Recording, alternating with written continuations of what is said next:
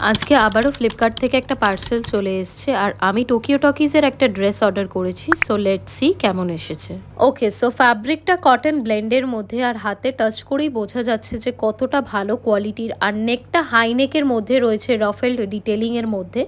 আর আমার প্রাইস পড়েছে 445 rupees only. আর এখন কিন্তু প্রাইসটা আরও কমে গেছে, 336 রুপিস এখন দেখাচ্ছে। সো যারা চাইছো ডেফিনেটলি পারচেস করতে পারো।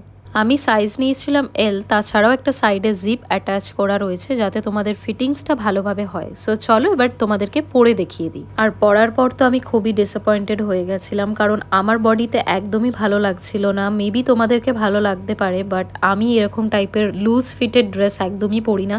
আমার মনে হয় আমার এম সাইজ নিলে ভালো হতো। খুব একটা ভালো লাগছিল না আমাকে ড্রেসটা পরে, মানে আমার বডি টাইপটাকে খুব একটা স্যুট করছিল না। সো মেবি আমি এটাকে রিটার্ন করবো, আর লিঙ্ক কমিউনিটি পোস্টে থাকবে। সো চেক আউট করতে ভুলো না। বাই।